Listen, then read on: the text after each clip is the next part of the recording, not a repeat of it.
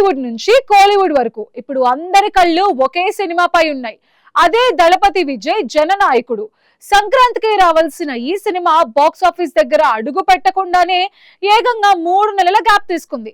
First copy రెడీగా ఉన్న release కు నోచుకునే పరిస్థితి.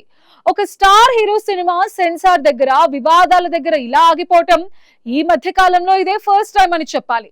మరి ఈ సినిమా ఎప్పుడు రిలీజ్ అవుతుంది? ఎన్నికల రిజల్ట్స్ కి ఈ సినిమాకి ఉన్న లింక్ ఏంటి? Watch the story. జనవరి పండక్కి థియేటర్లలో సందడి చేయాల్సిన జననాయకుడు అనూహ్యంగా వాయిదా పడింది. అప్పుడెప్పుడో వచ్చిన బొబ్బిలి పులి, ఇద్దరు వంటి సినిమాలు ఎదుర్కొన్న పొలిటికల్ సెటైర్లు, వివాదాలను ఈ సినిమా మళ్లీ గుర్తు చేస్తోంది. ఒక స్టార్ హీరో సినిమా ఫస్ట్ కాపీ సిద్ధమయ్యాక కూడా ఇన్ని రోజులు వెయిట్ చేయడం గత కొన్నేళ్లలో ఇదే మొదటిసారి. విజయ్ పొలిటికల్ ఎంట్రీ ఇస్తూ పెట్టిన టీవీకే పార్టీ ప్రభావం ఈ సినిమాపై స్పష్టంగా కనిపిస్తోంది. సినిమాలో ఉన్న కొన్ని డైలాగులు, సీన్లు అధికార పార్టీలకు ఇబ్బందిగా మారాయన్న టాక్ వినిపిస్తోంది. అందుకే సెన్సార్ బోర్డు దగ్గర ఈ ఫైల్ పెండింగ్ లో పడిందని కోలీవుడ్ టాక్. ఇప్పటి జనరేషన్ ఆడియన్స్ ఇలాంటి పొలిటికల్ వార్ ను స్క్రీన్ మీద చూడడానికి ఈగర్ గా వెయిట్ చేస్తున్నారు.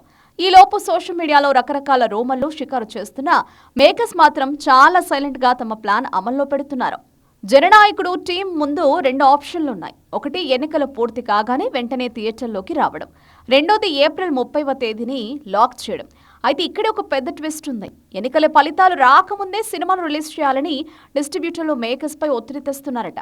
ఎందుకంటే ఒకవేళ ఎన్నికల్లో రిజల్ట్ తేడా వస్తే, అంటే టీవీకే పార్టీకి ఆశించిన స్థాయిలో ఓట్లు పడకపోతే ఆ ఎఫెక్ట్ సినిమా ఓపెనింగ్స్ మీద పడే ఛాన్స్ ఉంది.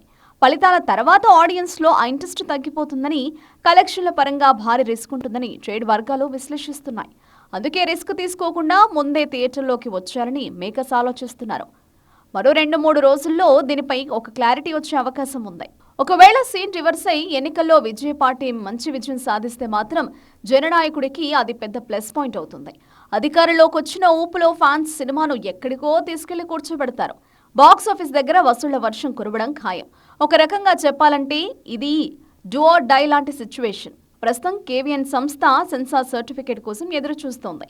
సర్టిఫికేట్ చేతికి రాగానే సోషల్ మీడియాని హోరెత్తించేలా భారీ ప్రమోషన్ ప్లాన్ రెడీ చేశారు.